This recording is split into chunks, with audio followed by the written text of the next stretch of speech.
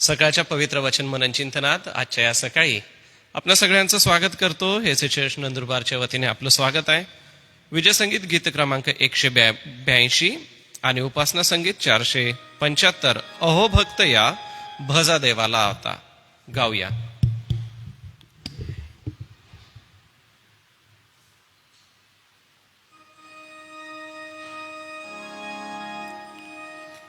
अहो भक्त या भजा देवाला आता, तो कृपावान सामर्थ्यवान अहो भक्त या. करा बापाची प्रार्थना वर्णा प्रभूची करुणा, मागा सत प्रेरणा अहो भक्तया. अहो पापिया नमा देवाला आता, तो नीतिमान दयावान अहो पापिया. तो आजी कृपा दावितो, तो भूही आता पावेतो, प्रेमे बोलावितो अहो पापिया. अहो सर्वया करा देवाची भक्ती, तो सत्यवान व प्रीतिवान अहो सर्वया. आयुष्य वेगे गुजरेल, न्यायाचा काल पोहचेल, तो पापी घाबरेल अहो सर्वया. या गीतांच्या द्वारे आम्हाला स्फूर्ती आणि प्रेरणा मिळत असते. प्रियांनो, सर्वप्रथम आपण आरंभीची प्रार्थना करू. आपल्या मंडळीचे पंच आहेत श्री राजेंद्र व्यास, हे पुढे येतील आणि आरंभीची प्रार्थना करतील. आजचं जे मनन आहे ते सन्माननीय रेव्हरंड विश्वास पाडवी यांच्याकडून आहे. येणाऱ्या मननासाठी देखील आपण प्रभूची कृपा मागू.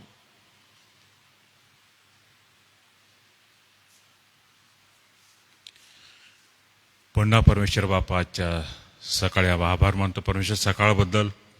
आमच्या आयुष्यामध्ये प्रभू तू एक नवीन दिवस जोडला आणि या दिवसाची सुरुवात आम्ही तुझे स्तुती स्तवन करत असताना तू आम्हाला तुझी कृपा पुरवत आहेस, तुझे सामर्थ्य देत आहेस, त्याबद्दल आभार मानतो परमेश्वरा. आमच्या जीवनाची सुरुवात प्रभू तुझ्या पवित्र वचनाच्या मननाच्या द्वारे गीतांच्या स्तुती स्तवनाने तू करून घेतलीस, त्याबद्दल आभार मानतो. आणि विशेष करून प्रभू या ऑनलाईन सर्व्हिसमध्ये प्रभू अनेक लोक प्रभू तुझे वचन ऐकून आशीर्वादित झालेले आहे. अनेकांना तुझी कृपा पुरवलेली आहे. अनेकांना तू अद्भुत अशा गोष्टी तुझ्या दासांच्या द्वारे तू विदित केलेल्या आहेस, त्याबद्दल आभार मानतो.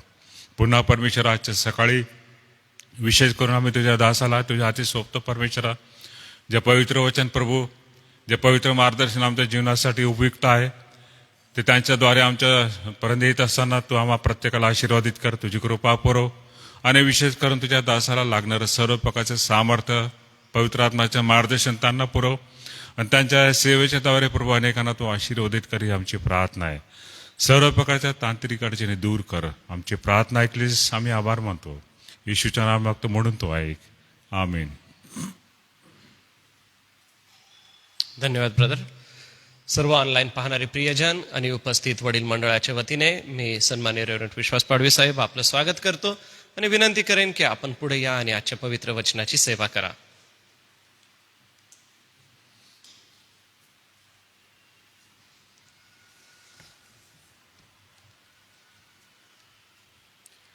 प्रभू येशूच्या नावामध्ये आजच्या नवीन दिवशी, नवीन सकाळी सर्वांना सलाम. आणि खरोखर आमचा प्रभू चांगला आहे आणि त्याची दया सनातन आहे. आणि आज पुन्हा एकदा त्याने आम्हाला मंडळी म्हणून त्याची संगती आणि त्याची उपासना करण्यासाठी ही वेळ दिली, म्हणून आम्ही देवबापाचे आभार मानतो आणि त्याची स्तुती करतो. प्रियांनो, या वेळेला आपण वचनाचं मनन करण्यासाठी पवित्र शास्त्र नवा करारातून एपिस्करास पत्र याचा 5वा अध्याय आणि 18वं वचन आपण वाचणार आहोत. एपिस्करास पत्र याचा 5वा अध्याय आणि 18वं वचन. त्यामध्ये असं म्हटलेलं आहे, द्राक्षरसाने मस्त होऊ नका. द्राक्षरसास बेतालपणा आहे, पण आत्म्याने परिपूर्ण व्हा. प्रभू परमेश्वर त्याचं सत्यवचन आशीर्वादित करो. आणि खरोखर आम्ही पाहतो की पावलाने जेवढी पत्र लिहिली त्यामध्ये इफिस्करास पत्र ह्याचं वैशिष्ट्य फार वेगळं आगळं आहे. प्रियांनो, हे अतिशय उच्च प्रतीचं हे पत्र आहे. अतिशय त्यामध्ये सुंदर निरनिराळ्या प्रकारचे विषय गुंफलेले आहेत. आणि विशेष करून इफिस्करास पत्र हे नवीन करारातील ईश्वर परिविज्ञानाविषयी तपशीलवार लिहिलेले पत्र आहे. प्रियांनो, आणि म्हणून प्रत्येक ख्रिस्ती विश्वासणाऱ्याने ह्याचा अभ्यास करावा. प्रत्येक ख्रिस्ती विश्वासणाऱ्याने हे पत्र नेहमी वाचावं आणि त्यामध्ये असणारे संदेश, त्यामध्ये असणारे अभिवचनं आणि त्यामध्ये असणारं काही गूढ आहे, काही रहस्य आहे, ते देखील आम्ही समजून घेण्याचा प्रयत्न केला तर आमची वाढ परिपक्वतेच्या दृष्टीने होईल असा माझा विश्वास आहे. हे पत्र पौल एक गूढ पत्र असं म्हणतो ह्याला, एक रहस्य उलगडणारं पत्र असं म्हणतो ह्याला. आणि ते रहस्य काय आहे तर विश्वासणारे यहुदी आणि परराष्ट्रीय यहुदी यांचे ख्रिस्तामध्ये एकीकरण झालेलं आहे. आता ते ख्रिस्तामध्ये एक आहे, हे रहस्य त्यांनी उलगडून दाखवलेले आहे. या पत्राने तिसऱ्या स्वर्गाची उंची गाठलेली आहे असं देखील आम्हाला म्हणायला हरकत नाही. 2 कोरिंथ 12:2 मध्ये पौल एका व्यक्तीचं वर्णन करतो आणि ते वर्णन करत असताना तो म्हणतो की अशी व्यक्ती माझ्या पाहण्यात आहे, मला माहीत आहे की तिला तिसऱ्या स्वर्गापर्यंत नेण्यात आलं. आणि खरोखर त्या ठिकाणी त्यांनी जे पाहिलं आणि ऐकलं ते खरोखर कितीतरी अद्भुत होतं, स्वर्गीय होतं असं तो म्हणतो. मग या पत्रामध्ये विशेष करून स्वर्गीय आशीर्वाद जे दिलेले आहेत ते या शब्दामध्ये नोंद केलेले आहे. ख्रिस्तामध्ये, ख्रिस्ताच्या ठाई आणि ख्रिस्ताबरोबर अशा प्रकारच्या शब्दांची योजना या ठिकाणी केलेली आहे. आणि हे शब्द या पत्रामध्ये जवळजवळ 35 वेळा आलेले आहेत असं आपण पाहतो. मग या वचनाकडे जर आम्ही लक्ष दिलं तर पौल एका विशिष्ट रीतीने एफिस येथील मंडळीला बोध करत आहे, शिक्षण देत आहे. आणि एफिस येथे सर्रासपणे या गोष्टीचा वापर होत होता आणि त्याच गोष्टीला आधार धरून पौल स्वर्गीय गोष्टींचं शिक्षण देण्याचा प्रयत्न करत आहे. त्या ठिकाणी आम्ही पाहतो की तो म्हणतो, द्राक्षरसाने मस्त होऊ नका. पुष्कळ वेळा आम्हाला या वचनाचा अर्थ समजला आहे किंवा नाही, हे वचन आम्ही कसं घेतो, या वचनाला आम्ही कशा रीतीने प्रभूसमोर ठेवतो, ह्या गोष्टी चर्चेच्या आहेत, वादाच्या आहेत. पुष्कळ लोकांनी गैरसमज देखील करून घेतलेला आहे. द्राक्षरस सर्व मान्य आहे असं ते म्हणतात. आणि दुःखाने सांगावं लागतं की ख्रिस्ती जगामध्ये द्राक्षरस आणि त्या द्राक्षराच्या नावाखाली मद्यपान, नशापान या गोष्टींना पुष्कळ प्राधान्य देण्यात आलेलं आहे. आणि त्या गोष्टी सर्व मान्य म्हणून त्याचा उपयोग देखील लोक करतात. परंतु हे अतिशय चुकीचं आहे. त्यावेळेस येशू ख्रिस्ताच्या काळामध्ये ज्या द्राक्षरसाचा उपयोग करण्यात आला तो ताजा द्राक्षरस होता. त्यामध्ये आंबवलेली वस्तू नव्हती, आंबवलेली प्रक्रिया नव्हती त्यामध्ये. प्रियांनो, ही गोष्ट आम्हाला समजून घेतली पाहिजे. प्रक्रिया आंबवली तरच त्यामध्ये नशापानी किंवा अल्कोहोल किंवा अंमली पदार्थ येतो. ताज्या द्राक्षरामध्ये अतिशय ताजेपणा असतो आणि तो पिण्यासाठी चांगला असतो. आणि पवित्र शास्त्र 2 ठिकाणी उल्लेख करते की जर द्राक्षरस ताजा आहे तर तो औषधोपयोगी देखील आहे. आणि म्हणून त्याचा उपयोग आम्ही औषधासारखा देखील करू शकतो. आणि म्हणून पाऊल तिमोथ्याला म्हणतो 1 तिमोथी 5:23 मध्ये की तू थोडा वेळ या गोष्टीचं सेवन कर, कारण तुला जो आजार आहे त्यामुळे तुला आराम पडेल, असं पाऊल त्याला त्या ठिकाणी सांगतो.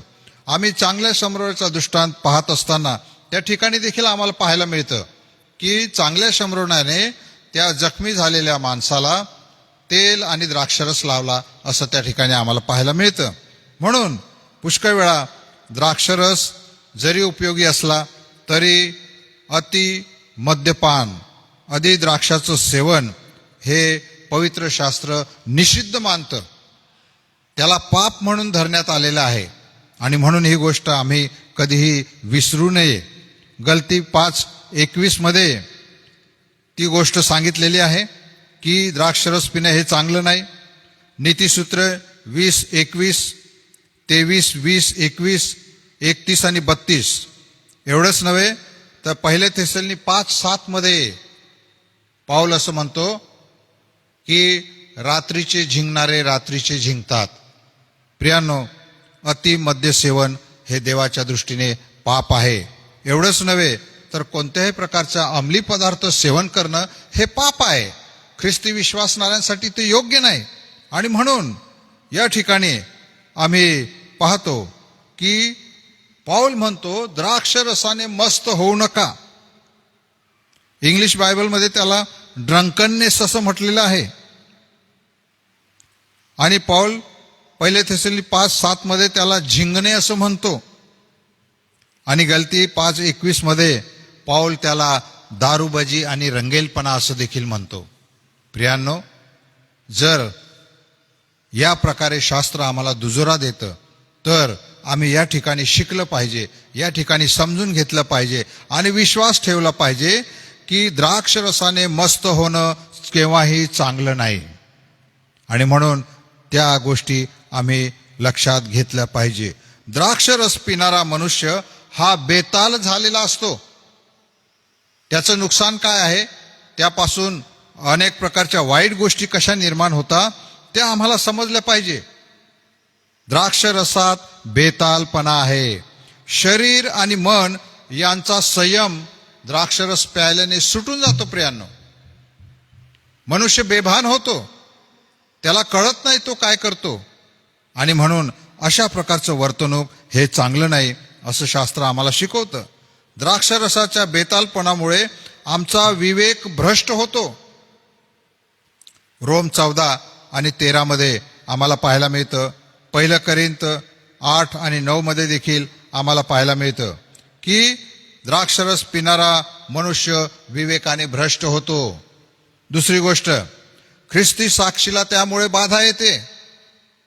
आमची ख्रिस्ती साक्ष जी प्रकाशित असायला पाहिजे, जी सामर्थ्याने भरली पाहिजे, ती द्राक्षरस पिण्यामुळे किंवा त्याच्या बेतालपोळामुळे त्यामध्ये बाधा निर्माण होते, साक्ष खराब होते, लोक निंदा करतात त्यामुळे. आणि म्हणून आम्ही ती गोष्ट लक्षात ठेवली पाहिजे. आणि याची सूचना 1 कोरिंथ 10:31 मध्ये दिलेली आहे. पुढे आम्ही पाहतो की ख्रिस्ती लोकांच्या मनात या द्राक्षरस पिणाऱ्यांबद्दल संशय निर्माण होतो. आणि ही गोष्ट खरोखर अनुभवाने सत्य आहे. प्रियांनो, रोम 14 आणि 23 मध्ये याचा उल्लेख केलेला आहे. द्राक्षरसाला जुन्या करारामध्ये याईन असं म्हटलेलं आहे आणि नवीन करारामध्ये ओयनोस हे शब्द वापरलेले आहेत. मग द्राक्षरस पिणं किंवा द्राक्षरसामुळे बेतालपणा येणं ह्या गोष्टी त्या काळामध्ये सर्रास होत होत्या. आणि म्हणून पाऊल सांगतो की तुम्ही द्राक्षरस याने मस्त होऊ नका. त्याच्यामध्ये बेतालपणा आहे, त्याच्यामध्ये काही तारतम्य नाही. म्हणून त्यापेक्षा तुम्ही काय करा, आत्म्याने परिपूर्ण व्हा. प्रियांनो, देवाचा आत्मा ही व्यक्ती आहे. देवाचा आत्मा हे एक असं व्यक्तिमत्व आहे. आणि म्हणून तो म्हणतो की देवाच्या आत्म्याने परिपूर्ण व्हा.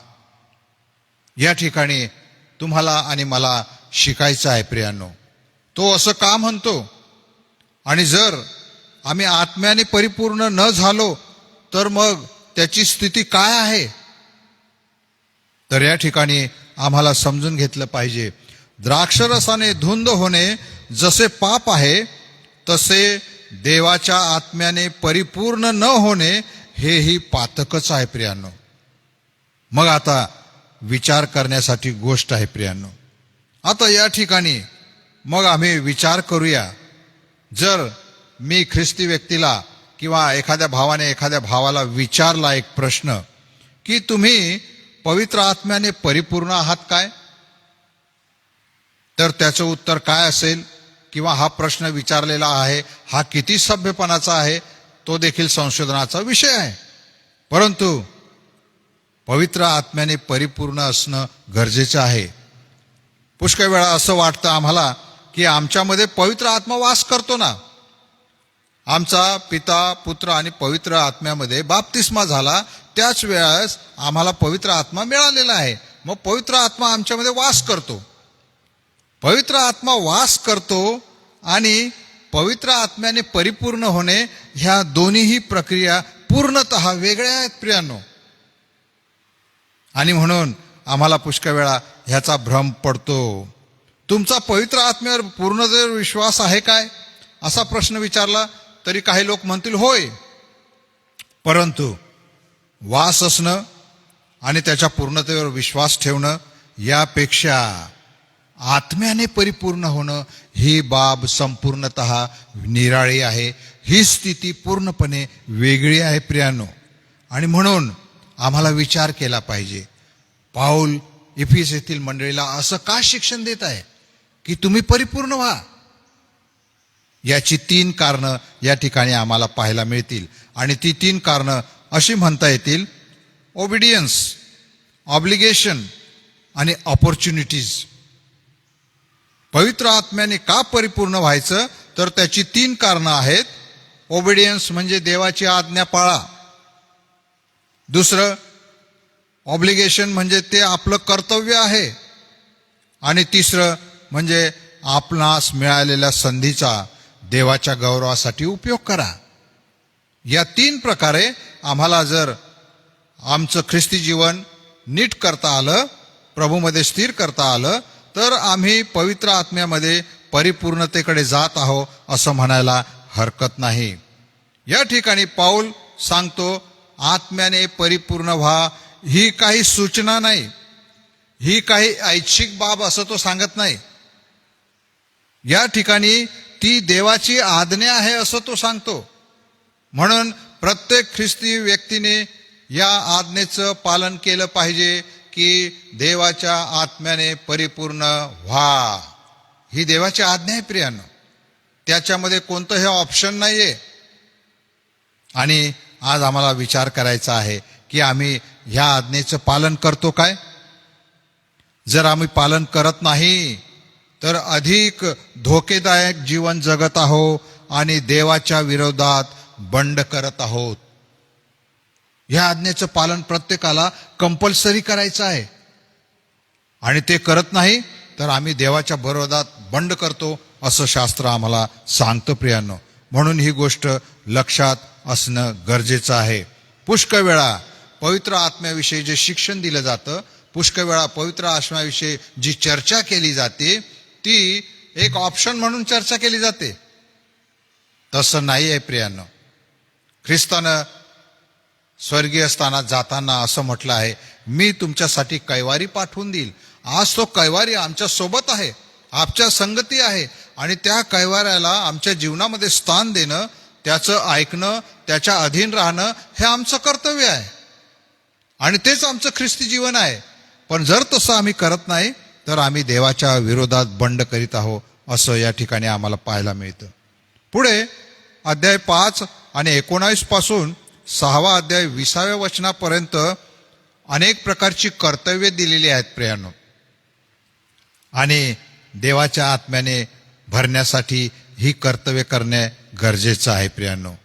म्हणून दुसरं कारण आम्ही म्हणतो की देवाच्या आत्म्याने परिपूर्ण होणं हे आपलं कर्तव्य आहे. ते कर्तव्य करण्यासाठी आम्हाला त्या गोष्टी करायच्या आहेत. मग पुढे आम्ही पाहतो की आपणास ज्या संधी मिळालेल्या आहेत त्या संधीचा आम्ही देवाच्या गौरवासाठी उपयोग केला पाहिजे असं शास्त्र आम्हाला सांगतं. वचन 15 पासून 5वा अध्याय वचन 15 पासून पुढे वाचलं तर ते आम्हाला समजतं की देवाने आम्हाला ज्या संधी दिलेल्या आहे त्या संधीमधून देवाचं गौरव करायला शिकलं पाहिजे. मग आता नेमकं पवित्र आत्म्याने परिपूर्ण होणे म्हणजे काय हे सोप्या शब्दामध्ये आम्हाला लक्षात घेण्याची गरज आहे. पुष्कळ वेळा ही गोष्ट आम्हाला समजत नाही. परिपूर्ण होणं म्हणजे काय, परिपूर्ण होणं म्हणजे काय. पहिली गोष्ट आम्ही ही लक्षात घेतली पाहिजे की पवित्र आत्मा ही देव व्यक्ती आहेत. त्रिदेवातली एक व्यक्ती आहे प्रियांनो. ती वस्तू किंवा पदार्थ नाही, ती व्यक्ती आहे ही लक्षात आम्ही घेतलं पाहिजे. मग जर आम्हाला परिपूर्ण व्हायचं आहे तर काही गोष्टी केल्या पाहिजे. आणि शास्त्रामध्ये असं म्हटलेलं आहे की सतत आमच्या पापाची कबुली देत राहणं म्हणजे पवित्र आत्म्याने परिपूर्ण होत राहणं. पहिली गोष्ट आपल्या जीवनातील सर्व पापांची कबुली देत राहणं. 1 योहान 1 आणि 9. आमच्या जीवनामध्ये आम्ही पवित्र जीवन सर्वतः जगू शकत नाही. आम्ही अशक्त आहो, आम्ही मानव आहो, आम्ही जन्मतःच पापी आहो. म्हणून आम्हाला गरज आहे की देवासमोर नम्र होणं, आपल्या पापांची कबुली देणं ह्याची आम्हाला अत्यंत गरज आहे. आणि पवित्र आत्मा त्यासाठी आम्हाला सहाय्यक आहे. पवित्र आत्म्याद्वारे आम्ही ह्या गोष्टी सतत करीत राहणं म्हणजे आत्म्याने परिपूर्ण होणं असा त्याचा अर्थ आहे प्रिय. दुसरा अर्थ असा आहे की आत्म्याने परिपूर्ण होणं म्हणजे ख्रिस्ताच्या अधीन राहणं. अधीनता हा एक फार मोठा आवश्यक गुण आहे ख्रिस्ती जीवनामध्ये. पवित्र आत्म्यामध्ये परिपूर्ण होण्यासाठी रोम 12 आणि 1-2 मध्ये म्हटलेलं आहे की तुमच्या जीवनाचं संपूर्ण समर्पण तुम्ही करत राहायला पाहिजे. तुमचं जीवन, मग स्वतःचं जीवन, तुमचं कुटुंब, तुमचा आजूबाजूचा परिसर, तुमची मंडळी, या सर्वांचं संपूर्ण समर्पण होत राहिलं पाहिजे. देवाच्या अधीन होऊन ख्रिस्ती जीवन जगणं पाहिजे. प्रियांनो, ख्रिस्ती जीवनामध्ये देवाच्या अधीन राहणं ही अतिशय महत्वाची गोष्ट आहे. अधीनता जेव्हा आम्ही इफिस 5 आणि 22 पासून पुढे वाचतो की पत्नीने पतीच्या अधीन राहावं आणि ती अधीनता जशी आहे आणि त्याच प्रकारे आम्ही देखील ख्रिस्ती व्यक्तीने ख्रिस्ताच्या अधीन राहिलं पाहिजे. ही गोष्ट आम्ही नेहमी लक्षात ठेवून जगलं पाहिजे. तरच आम्ही आत्म्याने परिपूर्ण होण्याकडे पाऊल टाकू शकतो. पुढे तिसरं आहे की ख्रिस्ताचं वचन आपल्या जीवनात सतत असलं पाहिजे.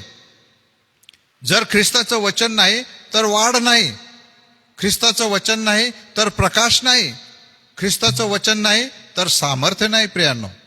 आणि म्हणून ख्रिस्ताच्या वचनाला नेहमी प्रथम स्थान दिलं पाहिजे आणि सतत ते आमच्या जीवनात असलं पाहिजे. कलसई 3:16 मध्ये. प्रियांनो, काय आम्ही आत्म्याने परिपूर्ण होत असताना ख्रिस्ताच्या वचनाला जागा दिली आहे काय आमच्या जीवनामध्ये? ख्रिस्ताचं वचन आमच्या जीवनामध्ये किती कार्य करतं? ख्रिस्ताचं वचन आम्हाला किती सामर्थ्याने समजलेलं आहे? किती सामर्थ्याने आम्ही त्याचा स्वीकार करतो? किती विश्वास ठेवतो? त्याप्रमाणे आचरण करण्याचा किती प्रयत्न करतो? असं जर आम्ही करत आहोत तर आम्ही आत्म्याने परिपूर्ण होण्याकडे आमचं पाऊल टाकलेलं आहे. म्हणून ही गोष्ट आम्ही लक्षात ठेवली पाहिजे. मग चौथी गोष्ट आहे की नेहमी आम्ही स्वतःला रिक्त करत गेलं पाहिजे. जर परिपूर्ण व्हायचं आहे देवाच्या आत्म्याने तर आम्ही स्वतःला रिक्त करत गेलं पाहिजे.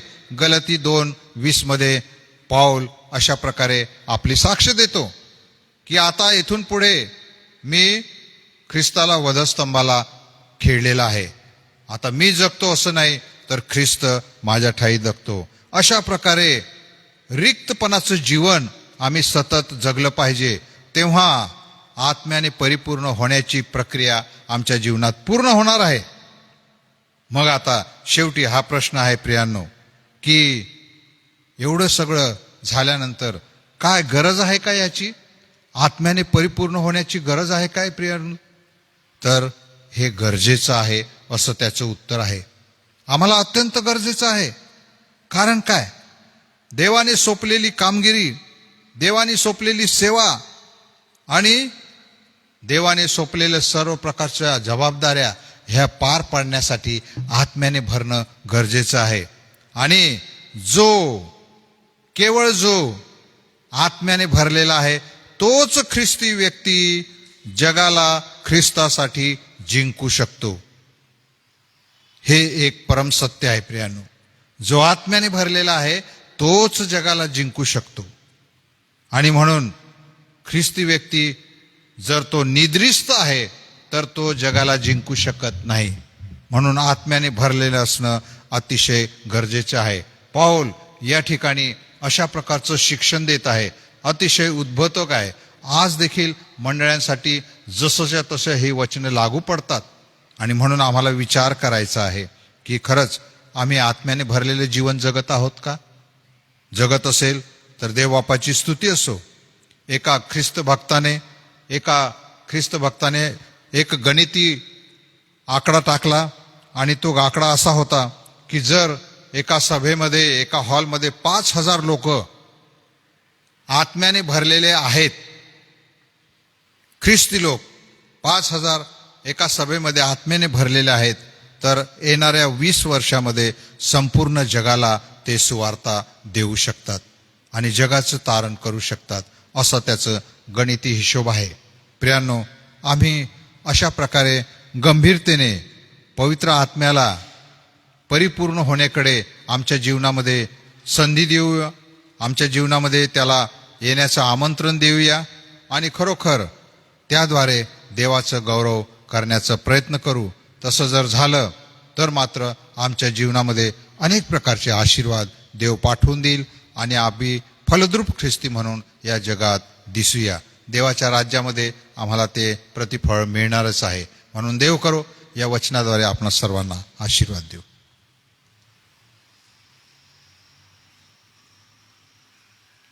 प्रियजन हो, देवाच्या आत्म्याने सामर्थ्य आहे आणि देवाच्या आत्म्यामध्ये परिपूर्णता आहे. देवाचा आत्मा आम्हाला त्याच्यामध्ये परिपूर्ण करीत असतो. आणि ख्रिस्ताने या भूतलावरून जाताना तुम्हाला आणि मला दुसरा कैवारी म्हणजे सत्याचा आत्मा दिलेला आहे. या पवित्र वचनाच्या सेवेसाठी मी रेव्हरंड विश्वास पाडवी यांचं मनपूर्वक आभार मानतो आणि परमेश्वर पित्याला धन्यवाद देतो, कारण की पवित्र आत्म्याची प्रेरणा आमच्या प्रत्येकाच्या मनामध्ये कार्य करत असते. प्रियजन हो, आज ज्यांचे जन्मदिवस आहे त्यांना मंडळीच्या वतीने शुभेच्छा देतो. श्री अमर मुकेश वळवी, सोवनमाला शोमवेल चोपडे आणि श्री विनायक गावित सर या सगळ्यांना जन्मदिनाच्या शुभेच्छा. सोबत प्रियांनो, आपण प्रार्थना करूया संस्थेच्या संपूर्ण कारभारासाठी. संस्थेचं हे कार्य प्रभू आशीर्वादित करीत आहे, त्यासाठी परमेश्वराला धन्यवाद देऊया. सोबत प्रियांनो, आपण प्रार्थना करूया की या दिवसांमध्ये आता वातावरण थोडंसं उष्णतेकडे चाललेलं आहे. मंडळीत पुष्कळांना सर्दी, खोकला, ताप या गोष्टी आहेत आणि वातावरणात होणाऱ्या या बदलांमध्ये त्यांना आरोग्य हवं आहे. चांदेकर सिस्टरांची आपण आठवण करूया. चांगलं आरोग्य प्रभुदेव बाप त्यांना देत आहे. सोबतच सुरेश दादा जांबिलसा यांचं डोळ्याचं ऑपरेशन झालेलं आहे, त्यामध्ये देवबाप त्यांना आरोग्य देव. बरं, श्री नाथानी सर यांचे मातोश्री प्रभाबाई नाथानी यांचं पायाचं मागे ऑपरेशन झालं होतं, परंतु रात्री झोपेत त्यांना पुन्हा त्या पायाला दुखणं सुरू झालं.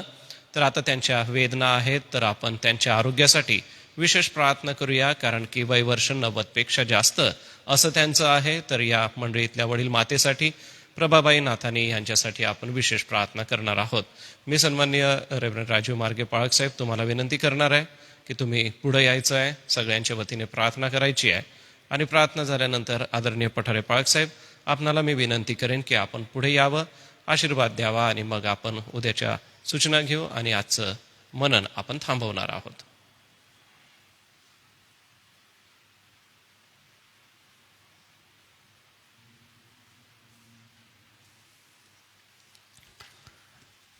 प्रार्थना करू.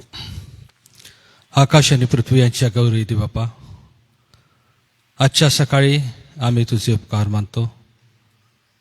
आजच्या तुझ्या दासासाठी रेव्हरंड विश्वास पाडवी साहेब यांच्यापासून तुझा निरोप आम्हाला प्रत्येकाला तुझ्या पवित्रतेने ऐकायला मिळालेला आहे. आमचा विश्वास आहे की आम्ही तो स्वीकारलेला आहे आणि त्यामध्ये आम्ही आशीर्वादित झालेलो आहोत. गौरी देवप्पा, आम्ही तुला धन्यवाद देतो की जे विषय तुझ्या समोर आहे ते तुला सर्व काही माहिती आहे. आणि म्हणून जे दुःखी, जे आजारी लोक आहे त्या सर्वांना तुझ्या पवित्र हातामध्ये घे. नातानी सर यांची आई, चांदेकर सिस्टर आणि पित्या परमेश्वरा इतर कोण असेल तर त्यांना स्पर्श कर. तुझी गौरी कृपा पुरव, तुझं सानिध्य दे. आणि गौरी दे बापा, त्यांना आरोग्य मिळावं आणि तुझं गौरव व्हावं असंच तू दे. ज्यांचा वाढदिवस आहे अमर मुकेश वळवी, वनमाला शमुएल चोपडे आणि विनायक गावित सर या प्रियजनांना तुझ्या पवित्र हातामध्ये घे.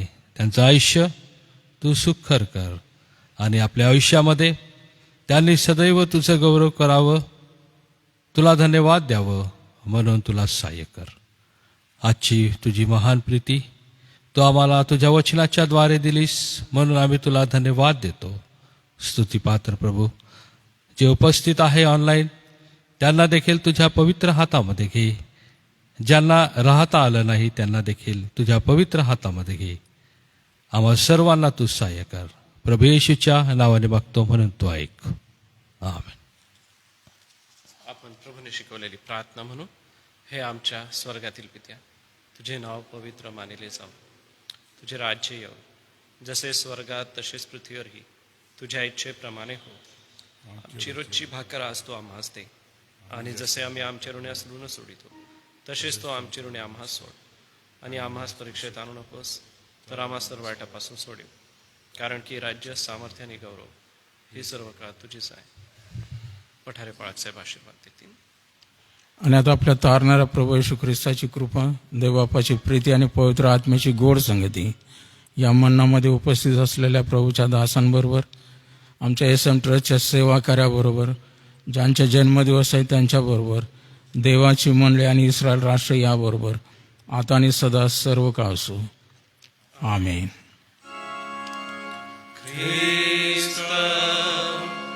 पवित्र शांती सत्प्रीती शोभा सौंदर्य माझी जीवनी येशू पवित्र तू शुद्ध मज करी तुझे सौंदर्य दिसया जीवनी.